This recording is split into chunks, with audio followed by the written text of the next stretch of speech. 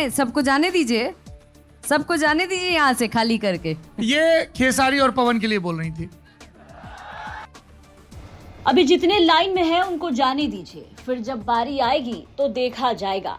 मंच से ये कहना है अक्षरा सिंह का। भोजपुरी की शेरनी के नाम से मशहूर अक्षरा सिंह ने एक बार फिर से पवन खेसारी को इशारों इशारों में जमकर सुनाया है। बता दें कि अक्षरा सिंह से जब पवन सिंह और खेसारी लाल यादव के चुनाव लड़ने के बाद उनके चुनाव लड़ने को लेकर के सवाल पूछा गया कि क्या पवन और खेसारी के बाद अब भोजपुरी की मशहूर अदाकारा अक्षरा सिंह भी चुनावी मैदान में एंट्री लेने जा रही हैं, तो अक्षरा सिंह ने भरे मन से पवन और खेसारी लाल यादव पर जो जवाब दिया वो सोशल मीडिया पर छा गया।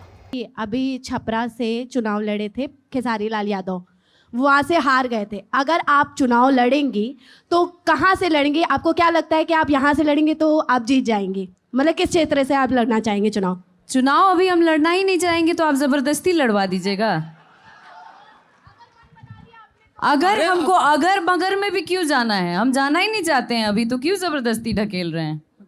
अभी जितने हैं सबको जाने दीजिए, सबको जाने दीजिए यहाँ से खाली करके। ये खेसारी और पवन के लिए बोल रही थी। बता दें कि अक्षरा सिंह ने भोजपुरी इंडस्ट्री, भोजपुरी में अश्लीलता का जो तमगा लगा है उन तमाम बातों का भी जिक्र किया। साथ ही साथ रवि किशन, मनोज तिवारी से भोजपुरी को नेता दिलवाने की भी अपील की। अक्षरा सिंह ने भोजपुरी इंडस्ट्री में पवन खेसारी, रवि किशन, मनोज तिवारी और मेल डोमिनेंस पे क्या कुछ कहा वो भी सुनिए। अक्षरा मैम से एक सवाल है, आजकल आप फिल्में नहीं कर रही हैं। फिल्में नहीं कर रही हूँ। मैं आपका बहुत बड़ा फैन हूँ, काफ़ी फिल्में आपका मैंने देखा। सर बहुत बहुत शुक्रिया अदा करना चाहती हूँ कि आप मेरे फ़ैन हैं, बट मैं आपको बताना चाहती हूँ कि फिल्में कर रही हूँ लेकिन अब सही चुनाव करके कर रही हूँ। कल तक जब तक समझ नहीं थी तब तो कर रही थी, एक दौड़ में चल रही थी मैं भी, लेकिन जब समझ आई तो मुझे लगता है कि चुनाव करके ही फिल्म करना चाहिए और सही फिल्में समाज तक लानी चाहिए। अक्षरा जी, एक सवाल मेरा भी है आपसे। जी सर। क्या भोजपुरी फिल्म इंडस्ट्री में कुछ पुरुष एक्टर्स के कैंप बने हुए हैं और उन्हीं के हिसाब से ज़्यादातर इंडस्ट्री चलती है? एक ज़माने में रवि किशन और मनोज तिवारी की तूती बोलती थी, अब दोनों सांसद बन गए हैं। रवि किशन ने कांग्रेस से शुरू किया था, भाजपा में आ गए। मनोज तिवारी ने सपा से शुरू किया था, भाजपा में आ गए। उसके बाद अगली जनरेशन में बताया गया पवन सिंह, खेसारी लाल। इतने सारे एक्टर्स के बीच में एक एक्ट्रेस को अपनी पसंद का काम करना, अपना मकाम बनाना कितना आसान या मुश्किल है?